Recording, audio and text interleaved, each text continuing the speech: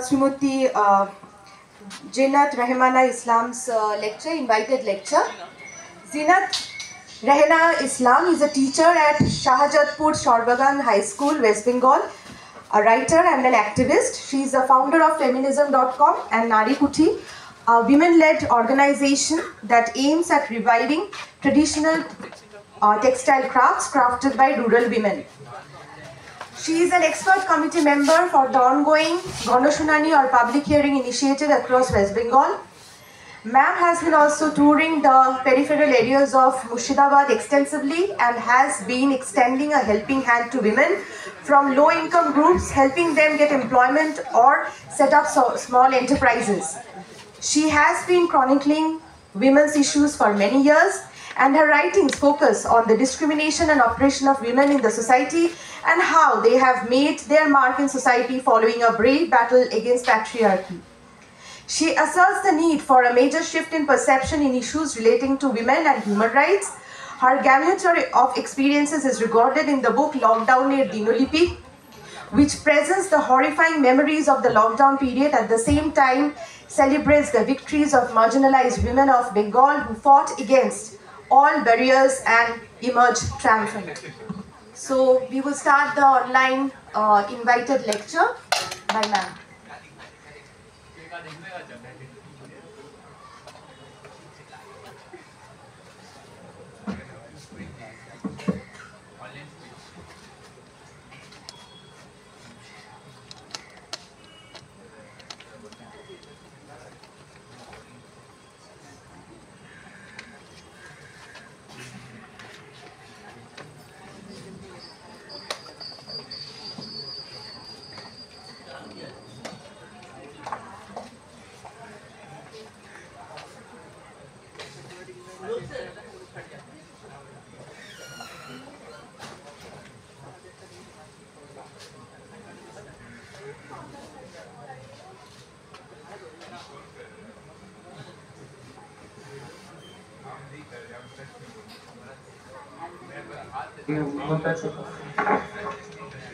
Dr. Rehna, you may please start.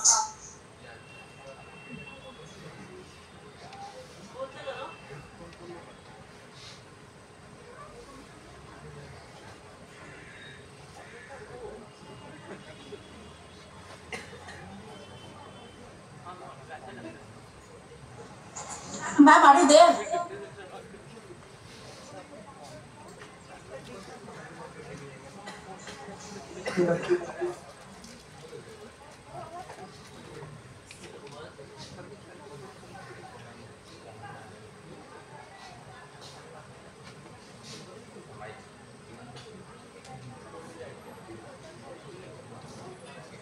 Zinat here. Are you calling Zinat? Ma'am, you may start now. Okay.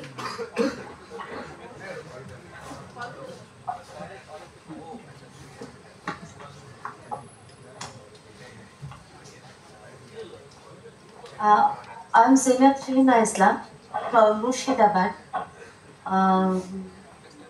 By profession, I am a teacher.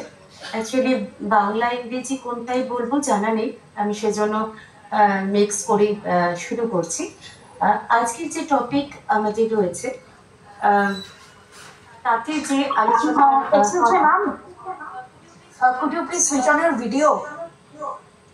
No, actually I am on my way back from my school. Okay, ma'am. Okay, ma'am. On my way, so I can't switch on. তো যে topic নিয়ে আমাকে বলতে বলা হয়েছে তার সঙ্গে আরো অনেকে যারা রয়েছে প্যানেলিস্ট, তাদের প্রত্যেককে আমার রেসপেক্ট জানিয়ে বেস্ট উইশেস জানিয়ে শুরু করছি। অ্যাকচুয়ালি স্টার্ট আপের যে ঝড়টা আমরা দেখতে পাচ্ছি সারা বিশ্বব্যাপী, এবং তারপরেই আমরা অদ্ভুতভাবে দেখতে পাচ্ছি যে স্টার্ট আপটা 2 years 5 yearsের পরে মোমেন্টাম গেইন করার পরে তারপরে আমরা দেখছি সেটা আর আগের জায়গায় নেই। এটা মোস্ট অফ দ্য কেসেসে আমরা যখন স্ট্যাটিস্টিক্স দেখছি দেখতে পাচ্ছি নিউ স্টার্ট আপ যেগুলো খুব সাংঘাতিক একটা ভালো জায়গায় রিচ করেছে, সেরকম উদাহরণ যতগুলো রয়েছে এক্সাম্পল, তার চেয়ে অনেক বেশি এক্সাম্পল আমরা দেখছি যাদের শাটডাউন হয়ে যাচ্ছে, তারা মুখ থুবড়ে পড়ছে এবং অ্যাকচুয়ালি ব্যাংক্রাফট অ্যানাউন্সও হয়ে যাচ্ছে। তো সেই জায়গা থেকে স্টার্ট আপ করার ক্ষেত্রে বেসিক যে জায়গাগুলো আমাদের ক্ষেত্রে আমরা ফিমেল ওরিয়েন্টেড যে সংস্থা তৈরি করেছি নারী কুঠি, সেই বিষয়ে আমি আমার এক্সপিরিয়েন্সটা শেয়ার করব। আমার মনে হয় সেটাই খুব জরুরি। আজ থেকে 5 বছর আগে আমরা প্রান্তিক যারা রয়েছে গ্রামের একদম ফাইন্যান্সিয়ালি ল্যাগিং বিহাইন্ড, এতটাই যাদের হয়তো দিনে খাবারটাও রেশনের চালে হয়, মানে রেশন চাল দেয় বলেই তাদের হাড়ি ওঠে, কেননা সরকারি যে মেলাগুলো তারা বছরে 2টো বা 1টা পায়, সেক্ষেত্রে তাদেরকে বলে দেওয়া হয় এই জিনিসগুলো তোমরা তৈরি করবে এবং সেই জিনিসগুলোই বিক্রি হবে, না হলে সেগুলো আবার বাক্সবন্দি করে নিয়ে আসা, নেক্সট আবার আরেকটা যে রয়েছে মেলা বা যদি হয় তার জন্য অপেক্ষা করা। ফলে তারা যে পরিমাণ ইনভেস্ট করে একটা মেলার জন্য বা একটা ফেয়ারের জন্য বা একটা এক্সপোর জন্য, সেই পরিমাণ জিনিসটাও তারা তুলে আনতে পারে না, উপরন্তু তাদের কাছে মোরওভার যে স্টক থেকে যায় সেটা সেল করা তাদের পক্ষে বিরাট চ্যালেঞ্জ হয়ে যায়। তো এই জায়গা থেকে আমরা শুরু করেছিলাম। কোভিড যখন আসে, যে বহু এন্টারপ্রেনারকে আমরা দেখেছি এবং সেলফ হেল্প গ্রুপের বহু মহিলাদের আমরা দেখতে পেয়েছি যারা কোনোভাবেই তাদের যে ডেইলি নেসেসিটি আছে সেটা মিট করতে পারছে না, প্লাস তাদের যে 400 বা 200 ওয়ার্কার রয়েছে তাদের মাইনে দিতে গিয়ে, তাদের যেহেতু ফিক্স স্যালারি হয় না, কাজ করে সেই রকমই তাদেরকে দিতে হয়, তাদের মাইনে দিতে গিয়ে তাদের গোল্ড অর্নামেন্ট সব জায়গায় মর্গেজ রাখতে হয়েছে এবং সেটা তারা ছাড়াতেও পারেনি। এইরকম জায়গা থেকে আমরা আমাদের কাজটা শুরু করেছিলাম যে যদি এদেরকে আমরা একটা মার্কেট দিতে পারি তাহলে তারা আগামীতে দাঁড়িয়ে একটা বড় কিছু করতে পারবে, না হলেও ডেইলি নেসেসিটি তাদের যেটা সেটা তারা মিট আপ করতে পারবে। সেই জায়গা থেকে বীরভূম বর্ধমানের জায়গাগুলো ভিজিট শুরু করি এবং তাদেরকে আমরা নারী কুঠি নাম দিয়ে একটা মেলা শুরু করি। 180 জন মহিলাকে নিয়ে আমরা প্রথম শুরু করেছিলাম ডিফারেন্ট স্টেটসের বিভিন্ন জায়গা থেকে, জুট, হ্যান্ডওয়ার্ক, ক্লে, যত রকমের নতুন জিনিস হতে পারে, যেমন গ্লাসের ওয়ার্কও মেয়েদের পক্ষে একটু কঠিন হয়, কিন্তু যারা অক্সিজেন সিলিন্ডার নিয়ে মেশিনারি ওয়ার্ক করতে পারে তাদেরকেও আমরা ডেকেছিলাম। তারপরে আমরা দেখলাম যে তারা ভীষণভাবে মেলাটাকে মানে শুধু প্রফিটেবল একটা জায়গা এলো তা নয়, পরবর্তীকালে তারা গিয়ে এই ডিউরিং দ্যাট কোর্স 5 ইয়ার্সের মধ্যে আমাদের প্রায় 50 থেকে 60 জন নিউ শপ ওপেন করে ফেললো, বা তারা ভাড়া নিতে থাকলো, ভাড়া নিয়ে তাদের জিনিসপত্র বিক্রি করতে থাকলো। তো যেহেতু আমাদের চোখে দেখার এই বিষয়টা, তাতে আমরা যেটুকু বুঝেছি যে রাইট চয়েস অফ প্রোডাক্ট থাকাটা এবং সেটাকে খুব ভালোভাবে মার্কেটিং করাটা, যেহেতু ওরা গ্রামের মানুষ মার্কেটিংটা অতটা বোঝে না, আমরা সোশ্যাল সাইট থেকে পুরোপুরি ব্যবহার করেছিলাম ওদের ছবি দিয়ে, ওদের একটা ব্র্যান্ড নেম দিয়ে, এবং ওদেরকে আমরা শিখিয়েছিলাম যে কিভাবে হোয়াটসঅ্যাপ গ্রুপ জয়েন করতে হয়, ইমেল পাঠাতে হয় নিজের জিনিসগুলো দিয়ে। সেইভাবে শুরু করার পর আমরা দেখলাম যে একটা ডেভেলপমেন্ট লক্ষ্য করলাম। সেই ডেভেলপমেন্টে কি, যে আমার একটা দোকান করতে হবে। এবার দোকান করার পর মানে আমার অনেক জিনিস হয়ে গেছে, সেগুলো আমাকে ডিসপ্লে করতে হবে। এইবার দোকান করার পর যে চ্যালেঞ্জটা এখন আমরা দেখছি, যেটা যেটা খুব ভালো লাগছে, যে আমার প্রোডাক্টটাকে আমাকে মানে ন্যাশনাল বা ইন্টারন্যাশনাল করতে হবে। যারা এদেশে মেলা করে, মানে মুর্শিদাবাদের মতো জায়গায় যারা মেলা করে, তারা বলছে আমরা কলকাতা যাবো। যারা একবার কলকাতা গেছে তারা বলছে আমাকে আরেকবার মুম্বাই পাঠাবেন। মুম্বাই যারা গেছে তারা বলছে ওই যে দুবাই, মালয়েশিয়া সব জায়গাগুলোতে মেলা হয়, সেগুলোতে আমরা যেতে পারবো। মানে জুট ওয়ার্ক যারা করে তাদের কথা বলছি, অ্যাম্বিশন এত তাদের। এবং এইরকম একটা জায়গায় বাস করার পরেও, এরকম জায়গায় কারণে বলছি, তারা যে জায়গা থেকে মানে যেখানে থাকে সেখান থেকে বহরমপুর মানে একটা সদর শহরে আসতে গেলে অনেকটা সময় তাদেরকে লাগাতে হয়। তো মানে বাসে করে এসে যখন এসে বহরমপুর ভিজিট করে মেলা করি, তারা যখন বাড়ি পৌঁছায় তখন রাত্রি 12টা বেজে যায়। এইরকম একটা জায়গার মহিলাদের কথা বলছি, যারা একটা নিজস্ব ব্র্যান্ড তৈরি করেছে, যেমন মাসুদা ব্র্যান্ডকে আমরা খুব ফেমাস করেছি। এবং এরা এখন কলকাতার মতো জায়গাগুলোতে জুট দিয়ে কিভাবে নতুন হাউসগুলো মানে ডেকোরেট করা যায়, ইন্টেরিয়র ডেকোরেশন যেটা, সেটা জুট অ্যান্ড ক্লে এবং গামছা, এই 3টে জিনিসকে আমরা সামনে করেছি। তো এই জিনিসগুলো দিয়ে কিভাবে করা যায় সেই জন্য তারা প্রতি মুহূর্তে ফাইডব্যাক করছে এবং যোগাযোগ তৈরি করছে। আমরা যেহেতু তাদের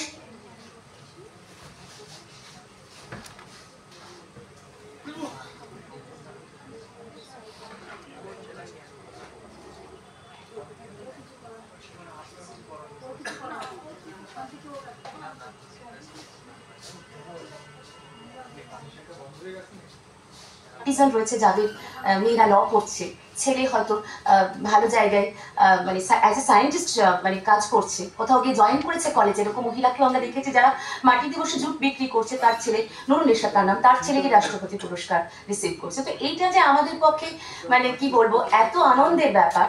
তো শুরুটা আমরা ঠিক যেহেতু যে মহিলাগুলো যে জিনিসগুলো শুধু তৈরি করতে জানে, এদের স্কিল আছে কিন্তু কোনো মডার্নাইজেশন নেই, আধুনিকতা মানে আধুনিকভাবে গামছাকে কিভাবে ব্যবহার করা যেতে পারে, ক্লেকে কিভাবে ব্যবহার করা যেতে পারে, জুটকে কিভাবে ব্যবহার করা যেতে পারে, এই মডার্ন কনসেপ্টটা তাদের নেই। কিন্তু তাদেরকে যদি একটা জায়গায় লিড করে দেওয়া হয় যে এইভাবে তৈরি করো, তাহলে তাদের 10 সেকেন্ড সময় লাগে না বুঝতে, এতটাই তারা স্কিল, উইদাউট ট্রেনিং, উইদাউট আরো বা পড়াশোনা বা আরো যা কিছু লাগে তা সত্ত্বেও। তো সেইখানে আমরা দেখেছি যে এই নারী কুঠির এস্টাবলিশমেন্ট করতে গিয়ে এখন আমাদের মোর দ্যান 700 মহিলা রয়েছে। রিসেন্টলি আমাদের আরেকটি ফেয়ার কমপ্লিট হলো।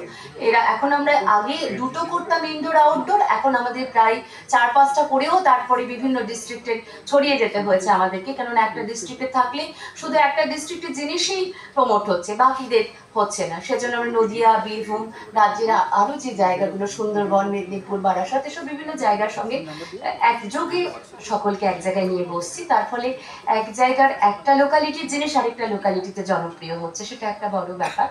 তো এক্ষেত্রে যেটা আমার মনে হয় মানে আমি পার্সোনালি যেটা ফিল করেছি, আমরা নারী কুঠির যারা রয়েছে তারা যদিও আমরা সবাই স্কুল কলেজে পড়াই, তা সত্ত্বেও কোভিডের কারণে আমরা এই মহিলাগুলো জিনিস মার্কেটিং করার ক্ষেত্রে এগিয়ে এসেছিলাম এবং তার জন্য আমরা একদমই অজ্ঞ ছিলাম, মানে কিছুই জানি না এই বিজনেসের সেক্টরে।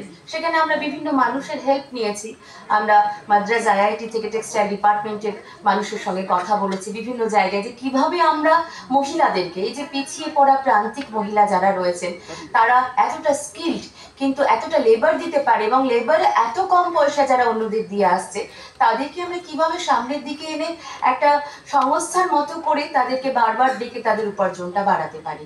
এক্ষেত্রে নতুন নতুন ব্র্যান্ড তৈরির ক্ষেত্রে ফিমেল ব্র্যান্ড যেটা আমি বলছি সেটা আমরা ভীষণভাবে পেয়েছি এবং সেটা আমরা তাদেরকে সেল করে তাদের ফ্যামিলি লাইভলিহুড চালানোর ক্ষেত্রে বহুভাবে হেল্প করতে পেরেছি। আর feminism.com এর ক্ষেত্রে আমরা যেটা দেখেছিলাম যে থিওরিটিক্যালি একটা মহিলাকে, আমি স্পেসিফিক্যালি মহিলাদের কথাই বলছি কেননা কাজটা আমাদের এদের নেই, আমরা থিওরিটিক্যালি একটা মানুষের আর্ন করা উচিত এবং আর্নিং এ মানুষের সম্মান বেশি, এইটা আমরা শেখাতে চেষ্টা করেছিলাম মাত্র, কিন্তু আমরা সেভাবে সফল হতে পারিনি মানুষজনকে টেনে নিয়ে আসতে। বিগত 12 বছর ধরে feminism.com চালিয়েও আমরা এটি একটি ম্যাগাজিন, এখানে থিওরিটিক্যালি একটা মানুষকে কিভাবে এনরিচ করতে হয় যেটা এআই 1 সেকেন্ডের ফ্র্যাকশনে করছে, সেটা আমরা 12 বছর করেও কিছু করতে পারিনি। কিন্তু আর্ন করা যাবে এরকম একটা প্ল্যাটফর্ম যখন আমরা তৈরি করেছি, গত 5 বছরে আমরা নারী কুঠিতে হাজার হাজার মেয়েদেরকে মানে আনতে পেরেছে যারা নিজস্ব ব্র্যান্ড নিয়ে এসে বিজনেসটা করতে পেরেছে এবং সেই বিজনেসের টাকা তারা নিজেরা নিয়ে গিয়ে বাড়িতে মানে নিজেদের বাড়ির ডেভেলপমেন্টের এবং নিজের যে জিনিস রয়েছে, প্রোডাক্ট রয়েছে তার ডেভেলপমেন্টের কাজে লাগাতে পেরেছে।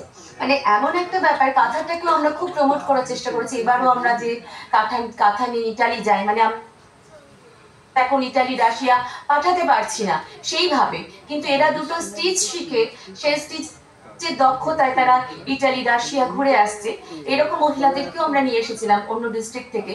তো তা মানে সেখানে যখন আমরা গত মানে কোভিডের সময় ভিজিটে গেছিলাম লাস্ট 2 years বিফোর, সেখানে আমরা পরিষ্কার দেখেছিলাম যে রীতিমতো স্টোরি শুনে এসেছিলাম যে কোনো একটা ডিজাইনার ব্লাউজ পরার জন্য একটি মহিলা সঙ্গে তার শাশুড়ি মানে বাড়ির বউয়ে তার শাশুড়ির সঙ্গে গন্ডগোল হয়, বিষ খেয়ে নিয়েছিল, টুথ একটা বিষ হয় গ্রামে, তো সেই রকম আত্মহত্যা করতো। সেই গ্রামে এখন মহিলাদেরকে চেয়ার নিয়ে বসতে দেওয়া হচ্ছে যে বাড়ির বউ এত উপার্জন করে নিয়ে আসছে, ইটালি থেকে আসছে, রাশিয়া থেকে কাঁথা বিক্রি করেছে, জার্মানি থেকে আসছে, তারা চেয়ারে বসুক। তো এই জায়গাটা আমাদের কাছে তখন এত ইন্সপায়ারিং লেগেছিল যে যে সম্মানটা একটা বাড়ির বউ সারাদিন খেটে রান্না করে সকলকে ভালোবেসে পায়ে ধরে প্লিজ করে অর্জন করতে পারে না, সেই মানুষটি এই দুটো কাঁথা শিখে বা একটা গামছার জিনিস তৈরি করে বা একটা হ্যান্ডমেড কিছু তৈরি করে সেটাকে বিক্রি করে এসে টাকা নিয়ে যখন শাশুড়ির হাতে বা স্বামীর হাতে তুলে দিচ্ছে, তার সম্মান কোন জায়গায় গিয়ে পৌঁছচ্ছে।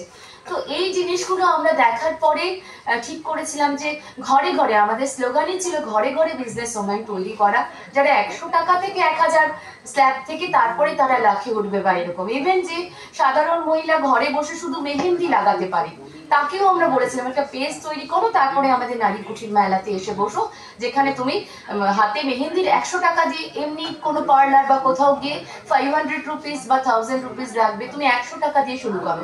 আজকে সেই মহিলাগুলো মানে বলতে খুব ভালো লাগে, প্রাউড ফিল হয় যে তারা প্রচুর অর্ডার পায় এবং মেহেন্দি লাগিয়েই তারা একটা ভালো পকেট মানি রোজগার করছে। তো আমারও এটা মনে হয় যে সমাজের প্রতিটা মানুষের কাছে এই বার্তাটা পৌঁছানো দরকার। চাকরি তো ছেড়েই দিলাম, সেই প্রশ্নটা তো অনেক। আমাদের শিক্ষিত হতে হয় শুধু চাকরি পাওয়ার জন্য তো নয়, শিক্ষিত হতে হয় যে আমার সামনের রাস্তাগুলোর কোন রাস্তাটা আমার ধরা উচিত সেটা বোঝার জন্য কিন্তু আমাকে শিক্ষিত হতে হয়। আমার প্রোডাক্টের দাম আমি কি করব এবং কতটা করলে আমি আমার প্রোডাক্টটা মার্কেটে বেশি পরিমাণে আনতে পারবো সেটা জানার জন্য শিক্ষিত হতে হয়।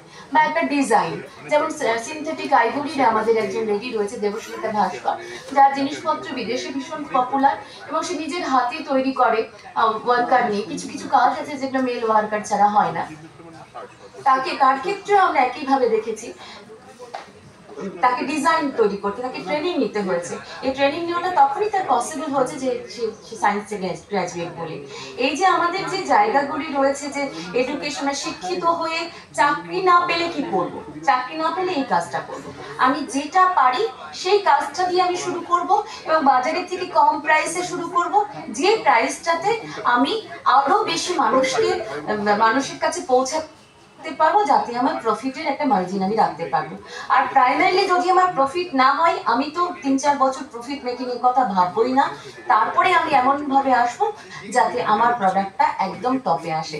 তো এই পড়ে এসেছি, এই গল্পগুলো আমরা শুনে এসেছি, কিন্তু আমরা বাস্তবে লাস্ট 5 ইয়ার্স ধরে যখন করে দেখছি, বা আমাদের যখন প্রথম প্রান্তিক মহিলা একটি গামছা বললেন, মীরা মণ্ডল বলে, আমরা গামছার সেক্টরে এই কারণে গিয়েছিলাম, গামছা ড্রেস যেটা আমরা ব্রিজি নাম দিয়েছি, ব্রিজি ড্রেসে আমরা এই কারণে শুধুমাত্র গিয়েছিলাম যে পাওয়ার লুম আসার ফলে হ্যান্ডলুমে যে বিশাল পরিমাণ মহিলা মুর্শিদাবাদে জড়িয়েছিল, তাদের কিন্তু রুজি রোজগার বন্ধ হয়ে গেছে। আর সেকেন্ড যে কথাটা আমি ভীষণভাবে বলার চেষ্টা করছি বা বলছি, যে এরা সবসময় আমাদের দেশের হয়তো আর্টিজানরা ধীরে ধীরে শেষ হয়ে যাচ্ছে, তারা একটা ক্লাস্টারে একটা হেডের আন্ডারে চলে আসছে। কিরকম, যে হেডটি একজন মিডলম্যান হিসেবে কাজ করছে। ধরুন জাপান থেকে গামছার ড্রেসের অর্ডার হলো 100টা, তখন এদের যে ক্লাস্টারের একজন হেড রয়েছেন, যিনি একজন ডেফিনেটলি একজন মেল পার্সন, তিনি কিন্তু সেই গামছা ড্রেসটা পার ড্রেস 2000 টাকায় বিক্রি করে দিচ্ছেন। আর্টিজান যারা, তাদের কাছে কিন্তু 500 টাকাও পৌঁছচ্ছে। এটা চিরকালই ছিল, কিন্তু আমাদের যেটা মনে হয়েছিল যে এটা হয়তো ধীরে ধীরে মেয়েদের যে লেবারের যে ব্যাপারটা, যে আমরা এই জায়গাটায় জেনুইনলি তারা যদি 100 রুপিস দিতে পায়, 100 রুপিসে যেন তাদের হাতে পৌঁছয় পুরোটা, 99 রুপিসও নয়, 101ও নয়, 100টায় পৌঁছো। তো সেই যে লড়াইটা আমরা করতে চেয়েছিলাম, শুরু করেছিলাম, সেটা টু সাম এক্সটেন্ট আমাদের পিছু হটতে হয়েছিল এই মিডল ম্যানগুলোর জন্য, যারা আর্টিসানদের কাছ থেকে জিনিস নিয়ে নিজেদের প্রফিট রেখে একটা আলাদা জায়গায় বিক্রি করে, এবং এইদেরকে আর্টিসানদের যে লেবার এবং স্কিল সেটা কমপ্লিটলি এই ইন্টেরিয়ার গুলোর ক্ষেত্রে আমি বলছি, মুর্শিদাবাদ মালদা এসবের ক্ষেত্রে সেটা কমপ্লিটলি তারা এক্সপ্লয়েটেড হচ্ছে।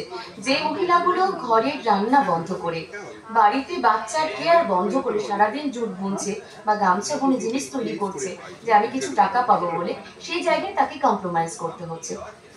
তো এই বেসিক যে ড্রেসটা আমরা বানিয়েছিলাম, তখন আমরা এই সমস্যা থেকে শুরু করেছিলাম যে পাওয়ার লুম আসার ফলে মেয়েদের যেমন কাজ গেছে, দীর্ঘদিনে মেয়েদের গামছা বিক্রির ফলে যে এক্সপ্লয়টেশন, অর্থাৎ 100 টাকার গামছা তার তৈরি করতেই হয়তো খরচ হচ্ছে, মহাজন তাকে 105 টাকা দিয়ে যাচ্ছে, অর্থাৎ তার 5 টাকা লাভ হচ্ছে সারাদিনের পরিশ্রমে, অথচ তার ওখানে গামছাটা বিক্রি করছে 180 টাকা।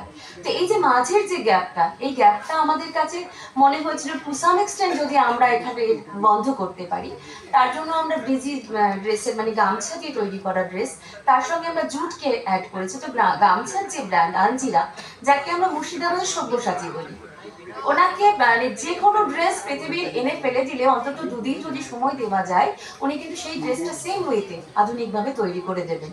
এবং সেটা আমরা গামছা শাড়িও আমরা ওনাকে দিয়ে তৈরি করেছি। আর পাটের যে ডিজাইনটা সেটা আমরা মাসুদাকে দিয়ে করেছি। মাসুদা জুট আমরা পপুলার করেই দিয়েছি তার নামে। আঞ্জিরা প্রোডাক্ট হচ্ছে ওই গামছা ডিজি প্রোডাক্টটা, আর জুটের ক্ষেত্রে আমরা করেছি মাসুদাকে সামনে এনেছি। তো এইভাবে ফিমেল ব্র্যান্ডগুলো তৈরি করতে গিয়ে আমরা দেখছি যে এরা আর্ন করছে, আমরা যেসব জায়গাগুলো আমাদের যে সেকশন অফ পিপল রয়েছে যারা আমাদের কলেজে পড়ান, স্কুলে পড়ান, আর্থিকভাবে সমৃদ্ধ কোনো বিজনেস ওমেন ওয়াইফ বা এরকম যারা রয়েছে তাদেরকে আমরা সামনে এনেছি এদের সঙ্গে, এবং এদের একটা বিরাট কাস্টমার বেল্ট আমরা তৈরি করে দিয়েছি। তো এই যে এইভাবে আমার যেটা মনে হয় ইডিওলজিক্যালি যদি শিক্ষিত মানুষরাও, আমরা কোনোদিন ভাবিনি এরকম জায়গায় কখনো আসবো, তো শিক্ষিত মানুষরাও যদি এইভাবে স্কিল কিছু মহিলাদেরকে নিয়ে এক জায়গায় শুরু করে, তাহলে এই যে আমাদের নারী কুঠির মেলা হয় 4 দিন, গত 4 দিনে, তো আমাদের 4 দিনে 1,90,000 টাকা হাইয়েস্ট সেলার হয়েছে, মানে এইটুকু সময়ের মধ্যে। আর সেকেন্ড যিনি হয়েছেন তিনি 110 এর জুয়েলারি বিক্রি করেছেন শুধু 1,10,000 টাকা। আর থার্ড পজিশনে যিনি আছেন তিনি 63,000 এর জিনিস বিক্রি করেছেন। তো এই যে জায়গাগুলো আমার মনে হয় যে এইটা তৈরির কাজে আমাদের প্রত্যেকেরই, প্রত্যেক শিক্ষিত মহিলাদের পুরুষদের সমানভাবে এগিয়ে নিয়ে আসা উচিত। কেননা এই মহিলাগুলো ঘরে ঘরে business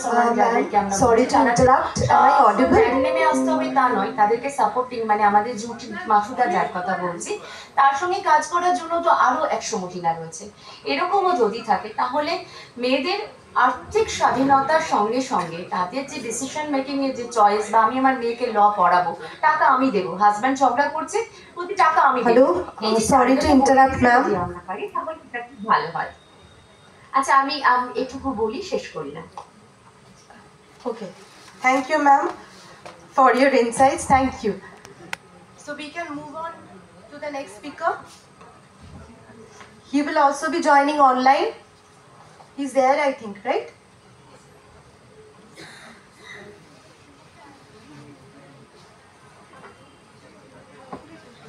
Mustaqin Hassan is a serial entrepreneur, professional trainer and communication consultant with over 7 years of experience in founding and scaling businesses across diverse industries. As the founder and managing director of Catch Bangladesh Limited, he has led a team of more than 30 professionals in delivering over 700 projects for UN agencies, INGOs and corporate clients, driving innovative communication solutions, software development and visual production. In 2022, he founded PowerN, a SaaS company with its flagship product NextCart, which enables SMEs to build fully functional no-code websites within 3 seconds while providing a comprehensive business management solution. He is also the founder and general secretary of Action for Better Climate Foundation, a non-profit organization focused on climate awareness and sustainable innovation. In addition to his entrepreneurial pursuits, he has extensive experience in capacity building. His passion for teaching extends to his role as a digital marketing instructor at Daffodil International University. He has also spent over 7 years as a debate mentor. Beyond his professional ventures, he has an investment portfolio in the hospitality industry. So we would move on to his invited lecture.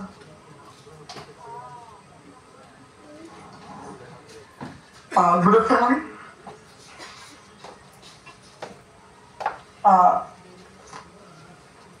Good afternoon all. I think এই জায়গায় সবাই আসলে Bengali speaker, so I'm moving with the Bengali. And basically আমি হচ্ছে বাংলাদেশ থেকে বলছি এবং আমার হচ্ছে বিজনেস ক্যারিয়ার প্রায় 8 বছরের। তো আমি যখন শুরু করি আসলে ক্যাচ বাংলাদেশ নামে একটা প্রতিষ্ঠান দিয়ে, ক্যাচ বাংলাদেশ লিমিটেড। তো catch Bangladesh limited basically development ইন্ডাস্ট্রিতে যারা কাজ করে, ডেভেলপমেন্ট সেক্টরে যারা কাজ করে, লাইক ইউএন এজেন্সিগুলো আছে, তারপর আইএনজিও গুলো আছে। ইউএন এজেন্সি যেমন UNDP, WHO, IOM, UN women, তারপর আইএনজিও যেমন প্ল্যান ইন্টারন্যাশনাল, এই ধরনের ডেভেলপমেন্ট এজেন্সি যেগুলো আছে তাদের জন্য কাজ করে মূলত ক্যাচ বাংলাদেশ। সো আর এর বাইরে আমার স্যাস দুটো প্রতিষ্ঠান আছে, একটা হচ্ছে My Nextcard. apologies to interrupt you, sir. Can you just put on your video while you are speaking? Sorry. Is it possible? Yeah. Yeah, thank you. Is it visible now? Yes, yes. But if, So you have to rotate the screen once. You just have to rotate the screen. Sorry. Is it visible? No, it's visible, but it has to be rotated. It's tilted on the other side. Yes, yes. No. Alright, thank you. তো catch Bangladesh এবং নেক্সটকার্ডের যে ব্যাপারটা সেটা হচ্ছে নেক্সটকার্ড এবং পাওয়ার এর যে ব্যাপারটা সেটা হচ্ছে পাওয়ার একটা মাদার কোম্পানি, এটার আন্ডারে আমার বেশ কিছু SaaS প্রোডাক্ট আছে। এর মধ্যে নেক্সটকার্ড একটা, যেটা এসএমই বিজনেস গুলোকে অটোমেশন নিয়ে কাজ করে, আর একটা প্রোডাক্ট হচ্ছে কুইকসিপি, যেটা হচ্ছে ক্যারিয়ার ডকুমেন্টেশন যেগুলো হয় আমাদের, যেমন এটিএস ফ্রেন্ডলি সিভি কিংবা পার্সোনাল ওয়েবসাইট বিল্ডিং, এগুলো নিয়ে কাজ করি আর কি মূলত আমি। সো আজকে আসলে আপনাদের সাথে কথা বলার যে জায়গাটা, সেই জায়গাটাতে আমাকে বলা হয়েছিল যে এন্টারপ্রেনিউরিয়াল মাইন্ডসেট যেটা, যেহেতু আমি আসলে মাল্টিপল বিজনেসে ইনভলভ গত 8 বছর ধরে, তো মাইন্ডসেটটা আসলে কিভাবে কাজ করে বা মানুষজন যখন বিজনেস শুরু করতে যায় তখন আসলে তার চিন্তার জায়গাটা কি থাকে বা কিভাবে শুরু করতে পারে। তো এই জায়গাটাতে আমি আসলে তিনটা জিনিস নিয়ে কথা বলবো, যে first one is problem at the core আর কি। তো যখনই আমরা চিন্তা করি যে আমরা কোনো একটা বিজনেস করব বা কিছু একটা শুরু করব, তো ফার্স্টলি আমাদেরকে খুঁজে বের করতে হয় প্রবলেমটা কি, মানে কোনো একটা প্রবলেমকে সলভ করতে হবে। আপনি স্টার্ট আপ করেন বা এসএমই করেন, যেটাই করেন, আপনি যদি মনে করেন আপনার আশেপাশে কোনো একটা মুদি দোকানে মুদির জিনিসপত্র বিক্রি হচ্ছে, সেই মুদি দোকানদারও কিন্তু আপনার কিছু সেল করতেছে, যে জিনিসটা হচ্ছে তার নিয়ার বাই যে মানুষজন আছে তাদেরকে সহজ করার জন্য। তো এমন হতে পারে আমার বাসার কাছে মুদির জিনিসপত্র খুব বেশি পাওয়া যায় না, তো এখানে যদি একটা মুদি দোকান থাকতো আমার জন্য সুবিধা হতো। তো এই রকমের প্রবলেমগুলো আইডেন্টিফাই করে তারপরে হচ্ছে কোনো এসএমই বিজনেস হোক কিংবা কোনো স্টার্ট আপ হোক, দুইটাই আসলে কোনো একটা প্রবলেমকে আইডেন্টিফাই করে শুরু করেন। আমি যদি আমার বিজনেসের কথাটা বলি, যে আমার ক্যাচ বাংলাদেশ যখন আমি শুরু করি, আমি দেখতে পাচ্ছিলাম যে আসলে আমাদের অনেক অর্গানাইজেশন আছে, যে অর্গানাইজেশন গুলা বাংলাদেশে অনেক বছর ধরে কাজ করছে সোশ্যাল ডেভেলপমেন্টের জন্য বা মানুষের ডেভেলপমেন্টের জন্য। বড় বড় এনজিও গুলা ডোনেশন আনছে বিদেশ থেকে, এনে বাংলাদেশে কাজ করছে, কিন্তু এই কাজগুলো আসলে মানুষের কতটুকু কাজে লাগতেছে, তারা যে ইম্প্যাক্টটা তৈরি করার চেষ্টা করতেছে এটা কি প্রপারলি হচ্ছে কি হচ্ছে না, এবং আরো ডোনেশন যাতে তারা আনতে পারে এর জন্য আসলে ডোনারদেরকে তারা কি প্রপারলি রিপোর্ট করতে পারতেছে কি পারতেছে না। তো আমরা আসলে এই প্রবলেমটা নিয়ে কাজ শুরু করি। তো আমরা যখন এই প্রবলেমটা ফিগার আউট করি, আমাদের কাজের জায়গা ছিল যে আমরা আসলে ক্রিয়েটিভলি একটা মানুষের মধ্যে যে বিহেভিয়ারাল চেঞ্জটা হয় বা তাদের একটা কোর, মানে এনজিও গুলো একটা কোর কাজের জায়গা হচ্ছে মানুষের মধ্যে অ্যাওয়ারনেস তৈরি করা। তো ওই অ্যাওয়ারনেস তৈরি করার জন্য মানুষকে বিভিন্ন ভাবে তারা কন্টেন্ট তৈরি করে, বিভিন্ন ধরনের ভিডিও তৈরি করে, বিভিন্ন ক্যাম্পেইন করে। তো এই জিনিসটা আসলে তারা তৈরি করছে অনেক বছর ধরে, কিন্তু মানুষ এটা প্রপারলি, এই জিনিসটা আমরা প্রথমে ফিগার আউট করি। যে আমরা দেখতে পাই বাংলাদেশে একটা জায়গা আছে কক্সবাজারের পাশে চকরিয়া, ওয়ার্ল্ডের লার্জেস্ট সি বিচ আর কি, লংগেস্ট সি বিচ কক্সবাজার, ওটার পাশে একটা জায়গা আছে নাম চকরিয়া। তো ওই চকরিয়া জায়গাটাতে 40 বছর ধরে বিভিন্ন এনজিও কাজ করছে, কিন্তু তাদের যে কাজের পরিবেশ, ওই পরিবেশে এতগুলা এনজিও কাজ করার পরেও মানুষজনের জীবনে আসলে খুব বেশি একটা ইম্প্যাক্ট পড়ে নাই, বা মানুষ খুব বেশি একটা সচেতন হয়নি। তো কেন হয় নাই এই জিনিসটা চিন্তা করতে গিয়ে আমরা পাই যে আসলে এই জায়গাটাতে মানুষ কিভাবে বললে বুঝবে বা মানুষের জন্য কিভাবে ক্যাম্পেইন ডিজাইন করতে হবে, এনজিও গুলো এই জায়গাটাতেই কাজ করছে না। তখন আমরা এই প্রবলেমটাকে আইডেন্টিফাই করে আমরা কাজ শুরু করি, এবং আমাদের কাজের জায়গা ছিল যে মানুষ যেন সহজে মানুষকে অ্যাওয়্যার করতে পারে এনজিও গুলা, এর জন্য ক্রিয়েটিভলি কমিউনিকেশন ম্যাটেরিয়াল তৈরি করা, ক্রিয়েটিভলি কোনো একটা মেসেজ ডেভেলপ করা যেটা মানুষ খুব সহজে বুঝতে পারবে। এবং এই যে ডোনেশন বা আগে যে এনজিও সেগমেন্টে আসলে চ্যারিটি হইতো অনেক, এখন এই ডাইনামিক্সটা চেঞ্জ হচ্ছে। এই ডাইনামিক্সের সাথে মিশে আমরা হচ্ছে কমিউনিকেশনের প্যাটার্নটা, মানুষজনের সাথে কিভাবে কমিউনিকেট করলে মানুষজনের জন্য জিনিসগুলো মোর আন্ডারস্ট্যান্ডেবল হবে, মানুষজন সহজে বুঝতে পারবে, উপলব্ধি করতে পারবে, এই জায়গাটা নিয়ে আমরা কাজ শুরু করি। এবং এটা যত দিন যাচ্ছে এই জিনিসটার চাহিদা আরো বাড়ছে। তো আমরা হচ্ছে যে প্রবলেমটা আইডেন্টিফাই করেছিলাম ওই প্রবলেমটা সলভ করতে গিয়ে আসলে আমাদের এই বিজনেসের 8 বছর হয়। তো আপনারা যখনই কোনো আসলে বিজনেসের কথা চিন্তা করবেন, আপনাকে আসলে খুঁজে বের করতে হবে আপনি কোন সমস্যাটা সমাধান করতে চান। বিজনেস মডেল ডিজাইন বা বিজনেস কিভাবে করবেন, রেভিনিউ স্ট্রাকচার কি হবে, এই সবকিছু আসলে পরে আসে। প্রথম বিষয় হচ্ছে আপনাকে কোনো না কোনো একটা সমস্যার সমাধান করতে হবে। যেমন একটু আগে আমার আগে যিনি কথা বলছিলেন, উনি বেশ ভালো একটা প্রোডাক্ট নিয়ে কথা বলছিলেন, ব্রিজি নামে সম্ভবত একটা প্রোডাক্ট ওনারা তৈরি করেছিলেন। তো ওই প্রোডাক্টের আসলে মানে ওনারাও কিন্তু একটা প্রবলেম নিয়ে কাজ করছিলেন, যে যে মহিলারা মাঝখানে মিডলম্যানদের জন্য প্রপার ন্যায্য মজুরিটা পাইতো না, তাদেরকে এনগেজ করে আসলে এই প্রোডাক্ট ডেভেলপমেন্টের জায়গাটাতে ওনারা কাজ করছিলেন। তো মোদ্দা কথা হচ্ছে তারা আগে একটা প্রবলেমকে আইডেন্টিফাই করেছিলেন, ওই প্রবলেমটা সলভ করার জন্য একটা বিজনেস তৈরি হয়েছে। তো যে কোনো বিজনেস শুরু করতে বা এন্টারপ্রেনারিয়াল মাইন্ডসেটের প্রথম ব্যাপারটা হচ্ছে আপনাকে কোনো না কোনো একটা প্রবলেমকে আইডেন্টিফাই করতে হবে, তারপরে ওইটা সমাধান নিয়ে কাজ করতে হবে। সেকেন্ড যে বিষয়টা সেটা হচ্ছে যে রেজিলিয়েন্স এবং অ্যাডাপ্টেবিলিটির জায়গাটা এটা তৈরি করতে হবে। তো আমি যে আজকে কথা বলছি, 8 বছর বয়স হয়ে গেছে একটা প্রতিষ্ঠানের আমার, এবং ওই প্রতিষ্ঠানটা 700-র বেশি প্রজেক্ট করেছে, 130টার বেশি ক্লায়েন্টের সাথে। তো এত কোটি কোটি টাকা রেভিনিউ করছে, তো এই জিনিসটা কি আসলে এত সহজে হয়ে গেছে কিনা? এটা তো ডে 1 থেকে হয় নাই। এই পুরা জার্নিটা আমার 8 বছরে আমি অন্তত 80 বার বছর খেয়েছি। তো আমার মধ্যে ওই জিনিসটা ছিল যে আমাকে ধরে রাখতে হবে জিনিসটা। তো প্রত্যেকটা বিজনেসে আপনার যেমন আমি যখন শুরু করার জাস্ট 2 বছরের মধ্যে কোভিড আসে। তো কোভিড যখন আসে, কোভিডে সারা দুনিয়া লকডাউন হয়ে গেছিল। আমরা ক্লায়েন্টদের সাথে কিভাবে রিচ আউট করব, ক্লায়েন্টকে কিভাবে পাবো, কি কাজ ডেলিভারি করব, সবার বাজেট শ্রিঙ্ক হচ্ছিল। তো এটা আমার জন্য একটা বড় ধাক্কা ছিল আর কি। তো এই জায়গাটাতে আমার যে জিনিসটা হয়েছে যে আমাকে রেজিলিয়েন্ট হইতে হয়েছে, যে যে কোনো এক্সটার্নাল যে কোনো কিছু আসতে পারে, যে কোনো প্রবলেম আসতে পারে, ওই সময় আপনাকে রেজিলিয়েন্ট মানে আপনার মধ্যে যে রেজিলিয়েন্সটা বিল্ড করতে হয়, এই জিনিসটা আসলে আপনাকে বিজনেসটা গ্রো করতে হেল্প করে। আর অ্যাট দ্য সেম টাইম অ্যাডাপ্টেবিলিটির জায়গাটা হচ্ছে যে এই যে কোভিড এর কথাই বললাম, যে কোভিড তো একটা আনসার্টেন বিষয়, সারা দুনিয়া এটা প্রথমবারের মতো উপলব্ধি করেছে। এই ধরনের কেস প্রায় 100 বছর পর পর এরকমের একটা করে মহামারী বা এই ধরনের কিছু আসে।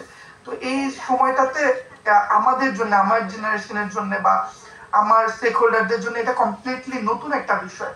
তো এই সিচুয়েশনটা দাঁড়িয়েও আমি বিজনেসটা কিভাবে অপারেট করতে পারি, আমাকে রিমোট অফিসে নিয়ে আসতে হয়েছে।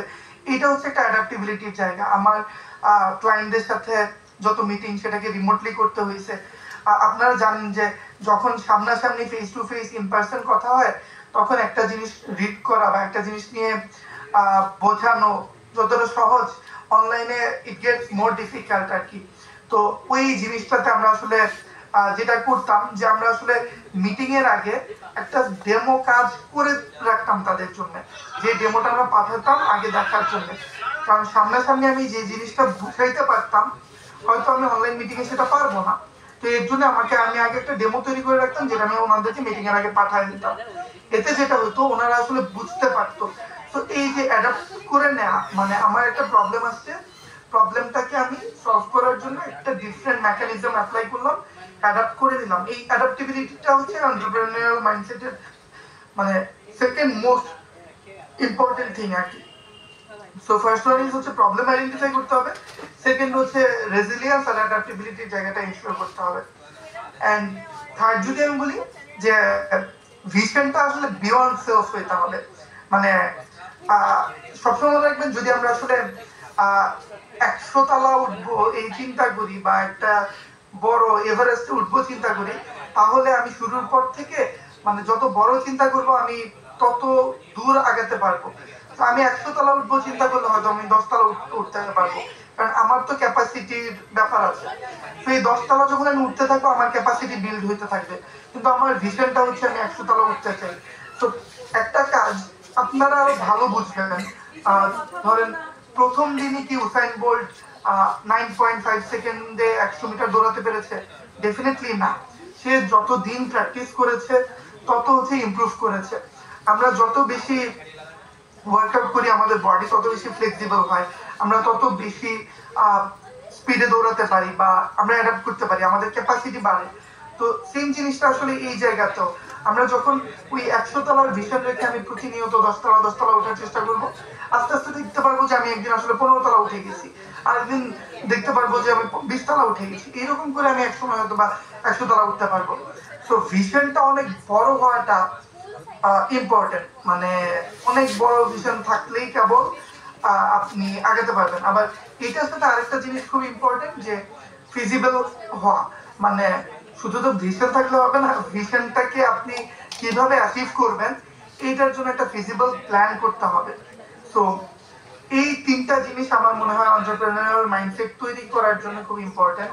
একটা বড় ভিশন থাকা, রেজিলিয়েন্স এবং অ্যাডাপ্টিবিলিটির জায়গাটাতে আপনি ওপেন থাকা, এবং আপনার প্রথম যে বিষয়টা প্রবলেম আইডেন্টিফাই করে ওই প্রবলেমটাকে সেন্টার করে বিজনেসটাকে চিন্তা করা। যে আরেকজন করতেছে, যে আরেকজন হয়তো বা টি শার্টের বিজনেস করতেছে, অনেক ভালো বিজনেস হচ্ছে, আমিও শুরু করি, এইভাবে আসলে বিজনেস গ্রো হয় না। আপনাকে কোনো একটা সমস্যা খুঁজে বের করতে হবে আপনার চারপাশে, যে সমস্যাটার সমাধান আপনি ভালো জানেন এবং আপনি সলভ করতে পারবেন, ওইভাবে হচ্ছে প্রবলেম আইডেন্টিফাই করে হচ্ছে সমস্যাটা সমাধান করে হচ্ছে আপনি আপনার বিজনেসটা বিল্ড করবেন। সো এইটা, আর এর বাইরে হচ্ছে আমি যদি আসলে স্কেল কিভাবে করতে হয় বিজনেস, এটা নিয়ে একটু বলি। স্কেলটা আসলে বিজনেস যত দিন যাবে, বিজনেসের শুরুতে আসলে বিজনেস অনেক বেশি ফাউন্ডার ডিপেন্ডেন্ট হয়। যিনি শুরু করতেছেন ওনার স্ট্রেংথ, ওনার ক্যাপাসিটি, কারণ আপনি শুরুর দিনই হয়তো বা অনেক টাকা ইনভেস্ট করে নামতে পারবেন না, যে আপনি এটার সাথে অনেক মানুষজনকে আপনি রিক্রুট করবেন, আপনার সবকিছু স্মুথলি চলবে, এরকম না। আপনাকে অনেক বেশি নিজের স্কিলের উপর ডিপেন্ড করতে হবে, আপনার নিজে খাটতে হবে। সো এই জায়গাটা ইনশিওর করার জন্য শুরুর দিকে আসলে বিজনেস গুলো অনেক বেশি ফাউন্ডার ডিপেন্ডেন্ট হয়, এবং আমার বিজনেসটাও শুরুতে অনেক বেশি ফাউন্ডার ডিপেন্ডেন্ট ছিল। আমি যেটুকু পারতাম, আমি যেভাবে পারতাম এভাবেই চলতো। বাট যে কোনো বিজনেস স্কেল করার মূল মন্ত্র হচ্ছে আপনাকে ফাউন্ডার ডিপেন্ডেন্ট বিজনেস থেকে এটাকে প্রসেস ডিপেন্ডেন্ট বিজনেস পরিণত করতে হবে, যেটা আমি গত 8 বছরে করেছি।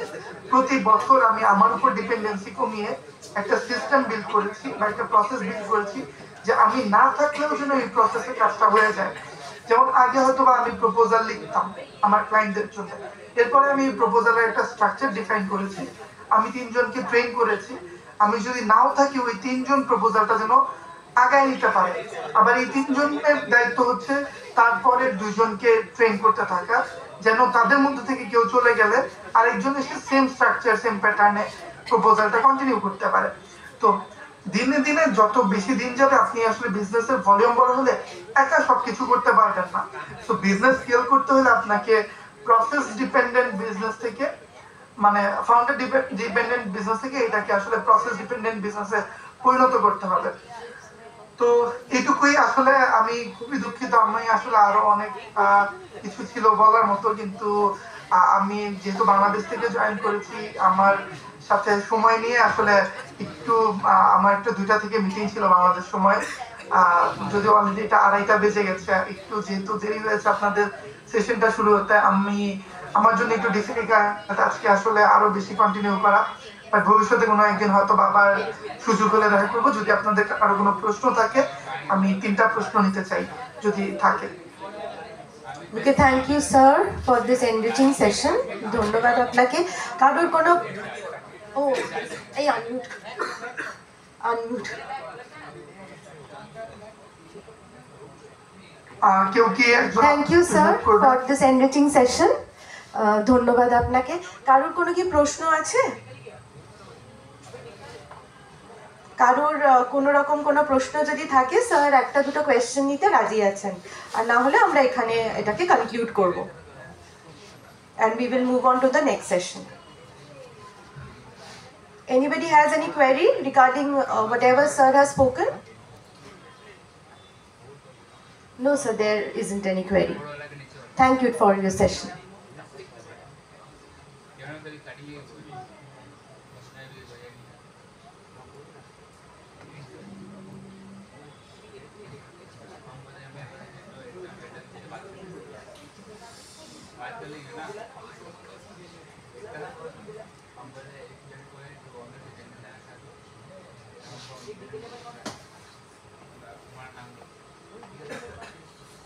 हो जाएगा ना।